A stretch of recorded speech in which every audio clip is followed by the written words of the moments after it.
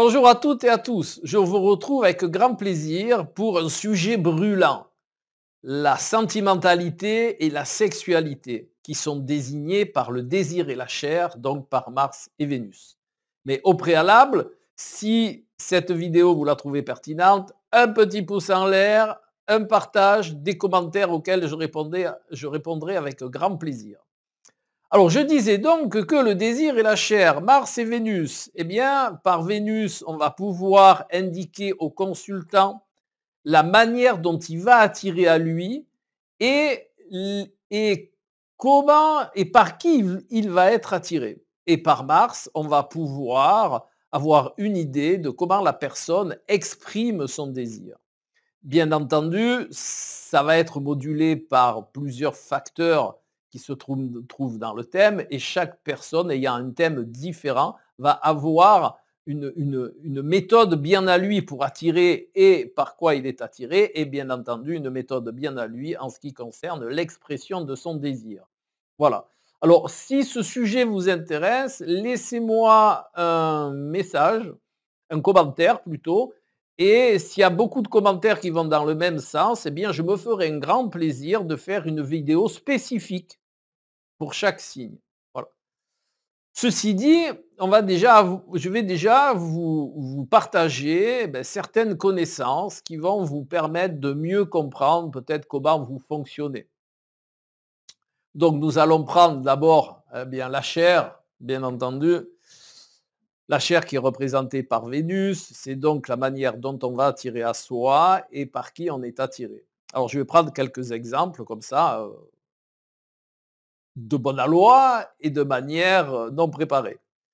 Donc, si on a, allez, une Vénus dans le signe du Lion, eh bien, on va être attiré par des gens qui vont nous valoriser, soit par leur beauté, soit par leur prestance, soit par leur intelligence, par rapport à ce qui, pour nous, a une valeur de nous mettre en lumière. Soleil oblige, Lion oblige. Voilà. Et on va attirer à soi les gens par justement notre prestance, notre élégance, notre côté chevaleresque et notre générosité.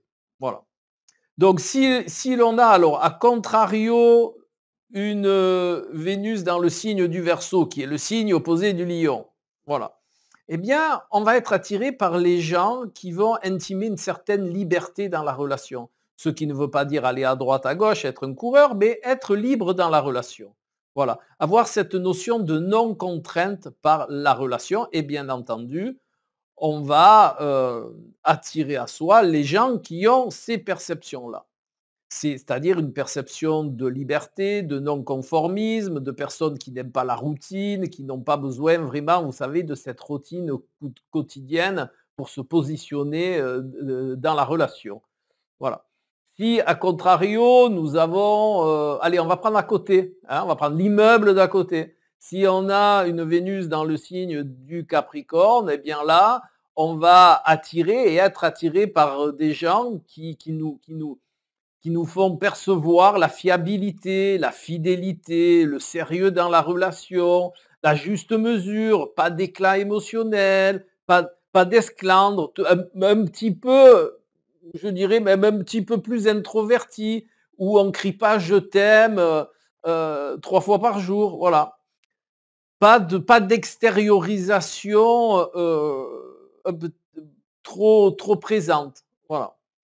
Donc, si on a, par exemple, ben voilà, un bel exemple. Je vais vous en prendre deux qui vont être vraiment bien parlants. Vénus dans le signe des Gémeaux, par exemple. Eh bien, ce sont des gens qui vont rencontrer leur alter ego au cours de longues discussions, donc de la communication, au cours de longs échanges intellectuels, au cours d'échanges de connaissances, d'idées, voilà, ou peut-être dans des colloques. Ça, c'est typique Vénus dans le signe des Gémeaux. On peut prendre aussi, qui est intéressant de par sa spécificité, Vénus dans le signe des Poissons.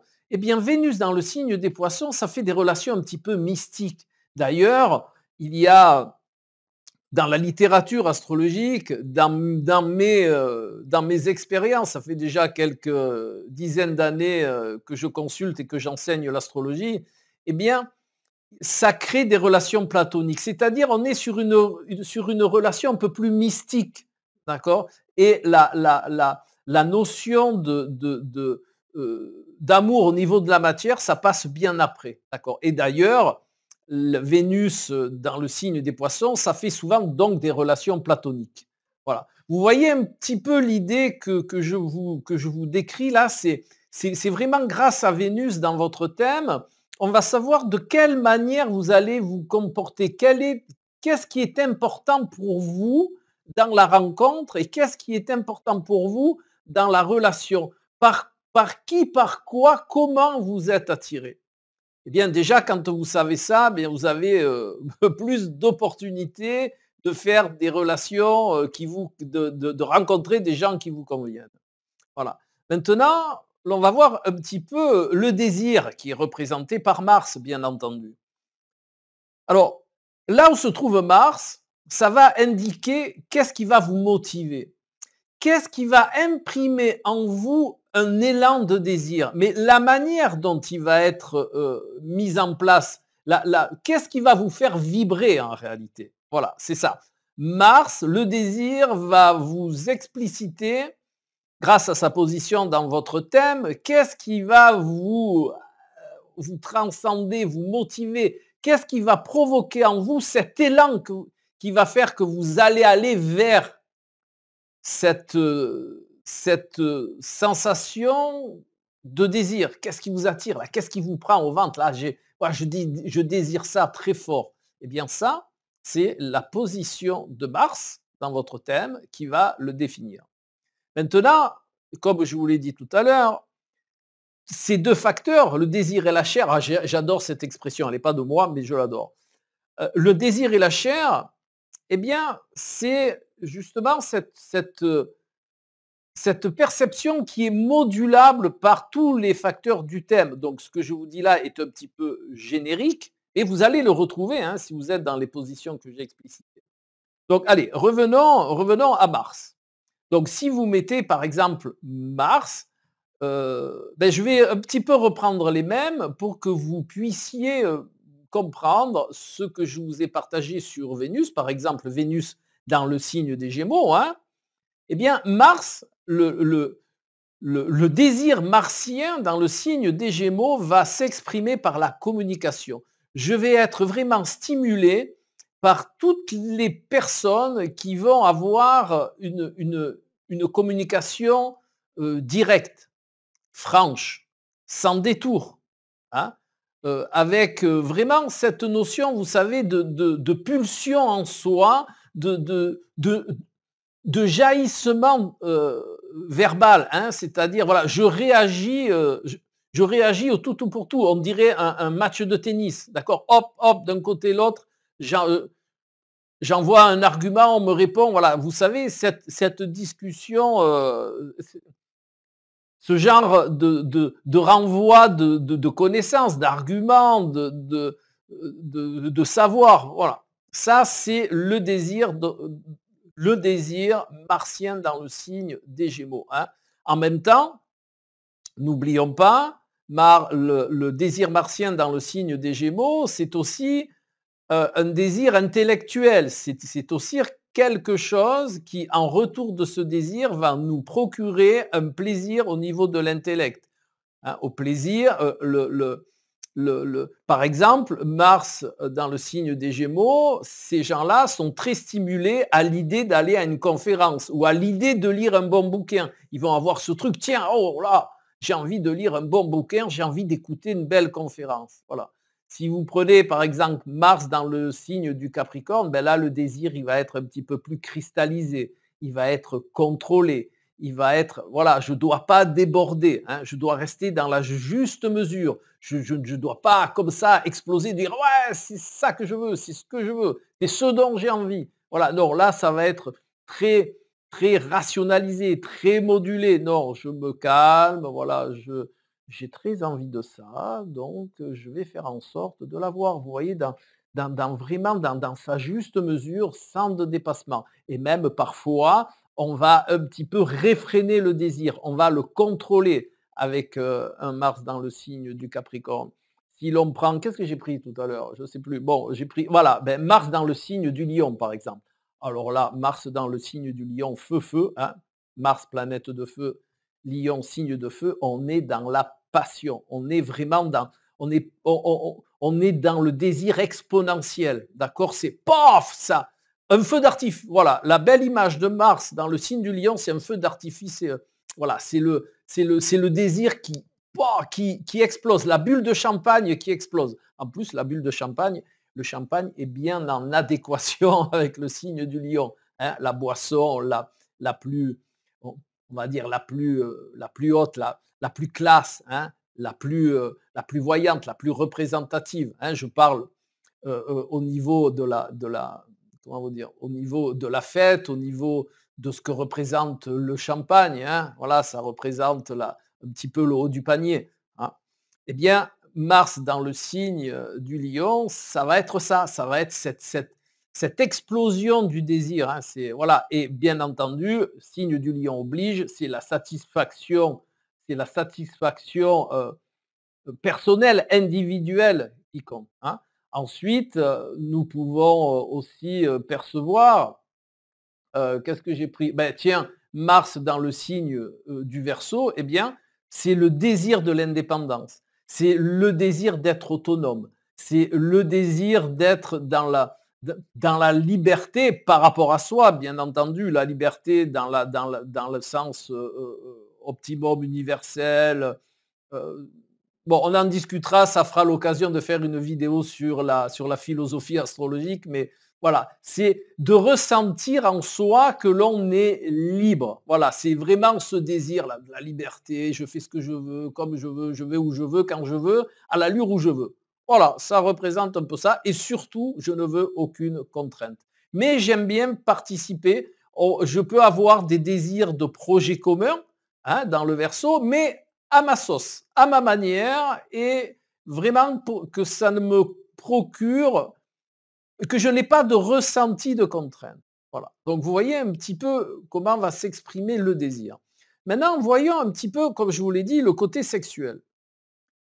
Alors, avec Vénus, par exemple, dans le signe de la Balance, on va avoir besoin d'une sexualité très douce, très, comment je vais vous dire ça? Très sophistiquée, voilà.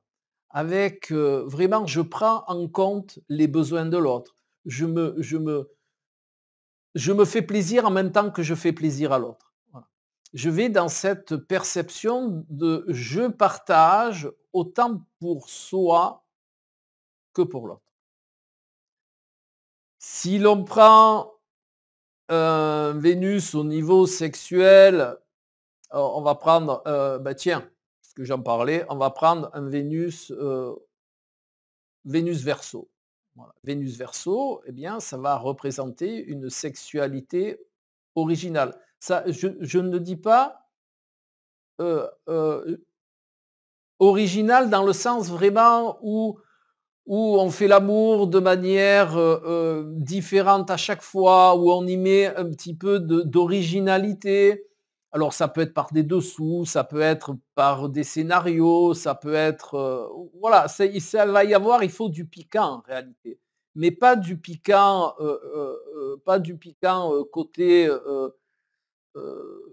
sodomie, côté comme ça, mais du piquant très très très sophistiqué, très Heu, vraiment voilà, pour éviter la routine, pour que ce soit très chaud à chaque fois, mais de la chaleur douce, voilà. Ensuite, si l'on prend, Vénus dans le signe du Taureau, eh bien, ça va être plutôt une sexualité, vénusienne, mais, tout dans le naturel, hein, tout dans le, très très douce, très lente, avec, beaucoup de préliminaires. Ça va être, dans des endroits très cocooning, sur la peau de bête, devant la cheminée, dans la forêt ou dans la maison de campagne, tout ça, vous voyez, toute cette perception, très très, Vénus Taureau. Voilà. Bien sûr, avec un brin de sophistication, mais un brin de sophistication dans le côté naturel des choses. La peau de bête étant le plus la peau de bête devant la cheminée, dans la maison de campagne avec des grosses poutres en bois, c'est le must pour la sexualité du Vénus taureau. Voilà, avec beaucoup de préliminaires, de caresses, voilà, tout. Vous voyez un petit peu le tableau que j'essaie de vous dépeindre. Ensuite, si l'on prend par exemple, ben tiens, voilà, un exemple que je n'ai pas pris, un Vénus dans le signe du Scorpion, en termes de sexualité, eh bien ça va être, vous savez, ce genre de sexualité qui va induire une introspection, c'est-à-dire je découvre mon jardin intérieur par ma sexualité, d'accord? C'est souvent des sexualités qui sont, on va dire, très très spéciales. Voilà, je ne vais pas rentrer dans les détails, mais la la la les relations, voilà, un petit peu spéciales, elles sont d'origine Vénus, Vénus Scorpion. Puisque le Scorpion est associé à la maison 8 est associée à la sexualité, la maison 8 et le Scorpion, en astrologie médicale est associé, à l'anus. Donc voilà, il y a toutes ces spécificités-là qui vont rentrer en compte. Bien entendu, la maison 8, le Scorpion sont aussi associés, aux organes génitaux masculins. Voilà, alors que le cancer est plutôt associé, à l'utérus, aux ovaires, mais la sexualité dans son ensemble, homme-femme, est associée à la maison 8 et d'une certaine manière associée au signe du Scorpion et donc à Mars et donc aussi, à Pluton. Voilà, mais ceci est un petit peu plus spécifique. Mais Vénus dans le signe du Scorpion, eh bien, ça va représenter cette sexualité qui va engendrer en soi une connaissance de ses besoins profonds intérieurs. Ça va pouvoir même révéler un petit peu sa part d'ombre. Ça va être un phénomène d'accéder à son intérieur profond. Voilà, ça c'est vraiment la relation sexuelle Vénus-Scorpion va être intimement liée à sa connaissance intérieure, à un phénomène de l'introspection, peut-être même à la transcendance. Voilà.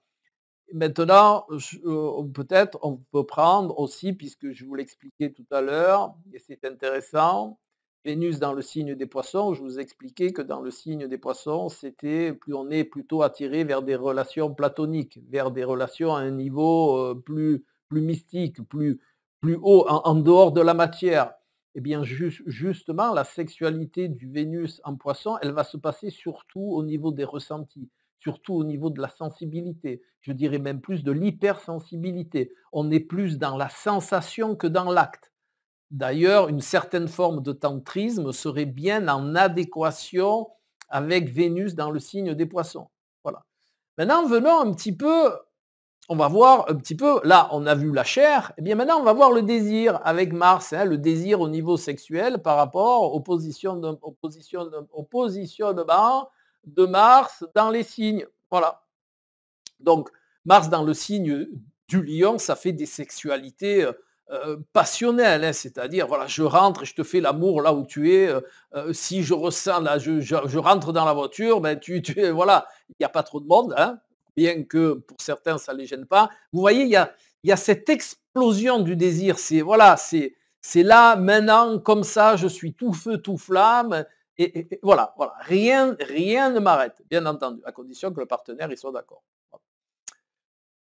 Maintenant, si l'on prend, Mars en Capricorne, là, c'est un petit peu plus compliqué. Bien que rappelez-vous toujours, hein, ce que je vous dis là est générique, il faut voir ces positions-là dans la globalité du thème de chacun, entendons-nous bien, hein. Je ne voudrais pas que ça soit mal perçu quand on dit: «Ah là là, moi j'ai ça ici, oh là là, ouh, ouh, ouh». Non, non, ces perceptions-là, je vous le dis, elles ont besoin d'être perçues dans l'ensemble du thème, hein. Et d'ailleurs, quand on fait des thèmes de compatibilité, on ne regarde pas que ces positions-là, mais on regarde comment elle se comporte dans l'ensemble du thème, et après, hop, on va corréler les deux thèmes pour savoir un petit peu la relation qu'il y a entre tout ça, mais dans les deux globalités. Et si vous préférez, on va mettre les deux globalités une sur l'autre et on va voir les interactions qu'il y a entre cela.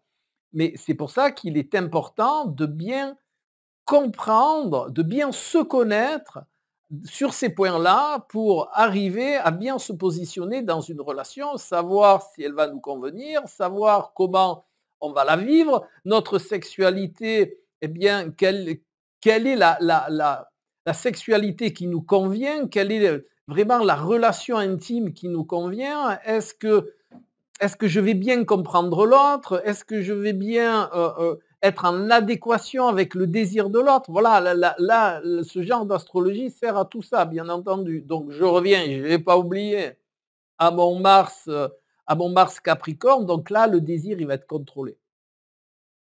Voilà.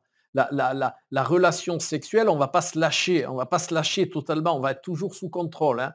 On va y mettre juste ce qu'il faut, mais on est bridé quelque part. C'est comme si un moteur, il était bridé, il allait fonctionner à une certaine allure, mais il ne va pas pouvoir passer à l'allure suivante. Eh bien, je conseille à ceux qui ont ce genre de position-là, bien de se lâcher, vraiment de tout donner.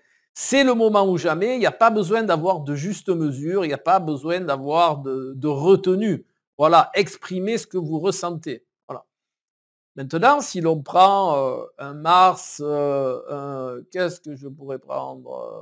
On a pris ça, ben voilà, on va reprendre un autre exemple. Mars dans le signe, ben tiens, du Bélier, hein, son domicile, là, ça va être tout feu, tout flamme. Hein. Pas comme le Lion. Quand je vous ai expliqué Mars dans le signe du Lion, ça va être une explosion passionnelle. D'accord? Ça va être vraiment un feu intérieur qui va nous faire passer à l'acte et on va donner le meilleur de soi-même.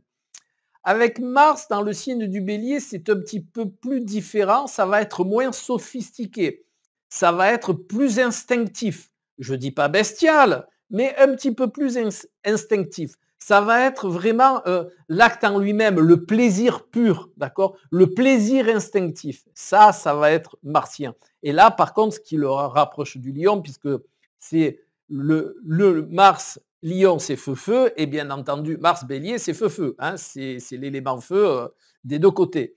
Mais avec cette spécificité que dans le signe du Bélier, c'est plus instinctif, dans le signe du Lion, c'est plus passionnel. Donc, vous allez avoir besoin de passion dans un et d'instantané dans l'autre. Hein. Dans le Mars Bélier, il n'est pas question de dire bon, écoute, là, c'est pas possible. On voit ça ce soir ou machin. Non, ça n'existe pas hein, chez le Mars Bélier. Hein. Chez le Mars Bélier, c'est là, je le ressens maintenant, c'est instinctif. Voilà, c'est comme ça. Voilà, c'est maintenant. Il n'y a pas notion de recul ni ni de quoi que ce soit d'autre. Hein. On ne remet pas ça au lendemain, surtout pas. Vous allez le faire disjoncter. Voilà. Donc, vous voyez ce que j'ai voulu vous exprimer dans cette petite vidéo, hein, bien entendu, mais c'est l'importance d'avoir ces notions-là. Donc, rappelez-vous, Vénus, ce n'est pas l'amour, c'est la manière dont j'attire à moi et c'est ce par quoi je suis attiré. Hein. Mars, c'est pas que la guerre, bien entendu, mais c'est aussi le désir. Hein. Mars, c'est cette impulsion du désir. Voilà, c'est comment je vis l'impulsion du désir. Si on prend Mars, eh bien, tiens, voilà, ça me donne une idée. Si l'on prend Mars dans le signe des Gémeaux, bon, eh bien, la sexualité, comment ça se passait dans un signe qui est mental et qui est plutôt dans l'idée, dans la communication? Eh bien, je vous le donne en mille. Ça va être le désir verbal. Vous allez parler d'amour, vous allez parler de sexualité, vous allez parler de l'acte d'amour, hein, de l'acte charnel, et c'est ce qui va enflammer c'est ce qui va enflammer les Gémeaux. Hein. C'est de l'intellectualiser ce désir. C'est d'abord de le vivre dans la tête, et après ça redescendra au niveau de la matière. Mais d'abord, il va falloir faire jouir les neurones. Tiens, voilà. Une fois que les neurones ils sont mis en condition, bien ça va descendre au niveau de la matière. Voilà. Donc vous voyez, c'est hyper intéressant d'aller dans cette voie interprétative de l'astrologie parce que ça va vous révéler, ça va vous amener à la conscience ce dont vous avez besoin en termes d'attirance. Vous allez comprendre comment vous fonctionnez, vous allez comprendre par qui vous êtes attiré. Donc, toute interaction inadaptée dans ces planètes-là, c'est-à-dire si vous avez un trigone entre Mars et Vénus, eh bien, il va y avoir une adéquation, ça va être de bonne aloi entre le désir et la chair, entre le désir et la manière dont on va attirer à soi. Si vous avez un aspect disharmonique, eh bien là, il va y avoir un petit peu un déséquilibre, donc il va falloir, par la connaissance de votre thème, par la connaissance de votre fonctionnement, savoir ce qu'il va falloir rééquilibrer pour que, quelque part, ça ne le changera pas sur la carte, mais ça le changera dans vos tripes, dans votre vécu. Justement, on va réharmoniser cette relation Mars-Vénus de manière à ce que le côté inapproprié devienne un côté approprié. Comme je vous le dis, ça ne va pas changer le dessin de la carte, mais ça va changer l'imprégnation de la carte en vous. Voilà. Et il en est de même si vous avez un Vénus dans un élément spécifique, cela va moduler l'expression des caractéristiques vénusiennes. Si vous avez par exemple un Vénus dans un signe de terre, eh bien, ça va engendrer que vous avez besoin, vous serez attiré et vous attirerez par du concret, par des positionnements concrets, par des attitudes concrètes. Si vous avez, par exemple, un Vénus dans un signe d'air, eh bien, vous allez attirer par votre communication, par votre savoir, par votre intelligence, par votre curiosité. Vous voyez, mais c'est magnifique, c'est un monde magnifique. Quand on commence à rentrer dans ces compréhensions-là, vraiment, on se régale, on avance, on sait, voilà, je fonctionne comme ça, donc c'est, voilà, je suis attiré par ça, donc ce monsieur ou cette dame correspond à ça, c'est super, je vais vraiment bien m'entendre. Vous voyez, il y a toutes ces notions-là qui sont véhiculées, c'est merveilleux. Voilà. Et de même, bien entendu, si Mars est dans un signe de feu, ben, ça va être une relation beaucoup plus passionnelle. Si Mars est dans un signe d'air, ben, ça va être une relation où, alors j'aime bien cette expression, où il va falloir faire jouir les neurones. Et si on est par exemple dans un signe d'eau, eh bien ça va être la sensibilité, l'émotionnel qui va nous faire vibrer.